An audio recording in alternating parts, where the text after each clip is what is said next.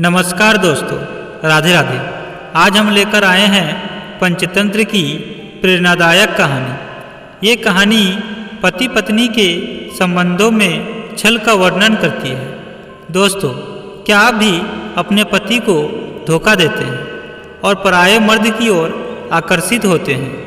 इसका परिणाम क्या होता है, आइए एक छोटी सी कहानी के माध्यम से जानते हैं। एक गांव में एक वृद्ध किसान अपनी पत्नी के साथ रहता था। किसान की पत्नी युवा थी।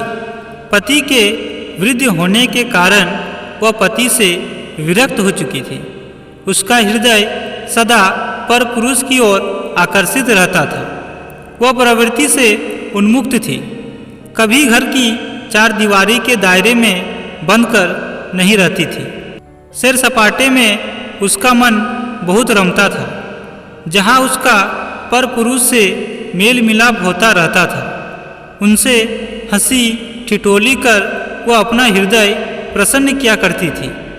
एक दिन वह कहीं जा रही थी कि एक चोर की दृष्टि उस पर पड़ गई। चोर उसकी प्रवृत्ति से अनभिज्ञ नहीं था। वह उसका पीछा करने लगा और एकांत स्थान पाकर उसे रोककर बोला, सुनो, तुम्हें देखते ही मैं तुम पर आसक्त हो गया हूँ। मेरी पत्नी की मृत्यु हो चुकी है। मैं चाहता हूँ कि तुम मेरे साथ चलो। किसान की पत्नी चोर की ओर आकर्षित हो गई।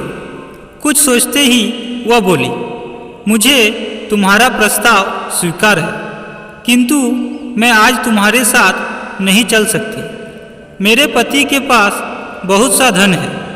मैं वो लेकर कल तुम्हारे साथ चलूँगी ताकि हमारा जीवन सुखमय रहे।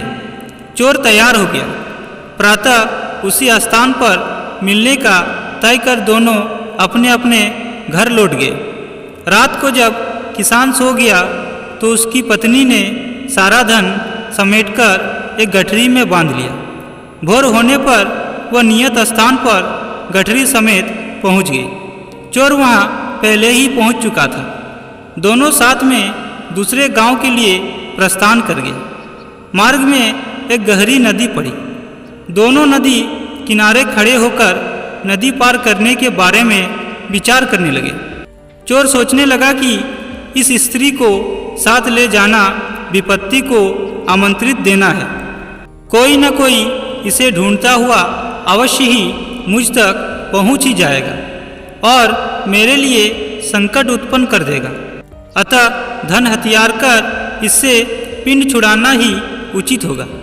वो किसान की पत्नी से बोला, देखो, तुम्हें और इस गठरी को लेकर एक साथ इस गहरी नदी को पार कर पाना कठिन है। मैं पहले गठरी ले जाता हूँ, फिर तुम्हें ले जाऊँगा। किसान की पत्नी मान गई और गठरी चोर को दे दी। चोर ने यह कहकर उसके कपड़े और गहने भी ले लिए कि इनके साथ नदी पार करने में कठिनाई होगी। फिर वह गठरी, कपड़े और गहने लेकर नदी पार चला गया और लौटकर नहीं आया। किसान की पत्नी प्रतीक्षा करती रह गई। उसकी करनी से पूरे गांव में लज्जित कर दिया। इस कहानी से हमें यह शिक्षा मिलती है कि हमें अपने कर्मों का फल अवश्य मिलता है। स्वार्थ में अंधे होकर अनुचित कर्म करने पर उसका अनुचित फल मिलेगा। आपको कहानी कैसी लगी, आप अपने कमेंट के द्वारा हमें अवश्य बताएं। कहानी पसंद आए तो लाइक और शेयर करें और ऐसे ही पंचतंत्र की कहानी पढ़ने के लिए हमारे चैनल को सब्सक्राइब करें। Thank you.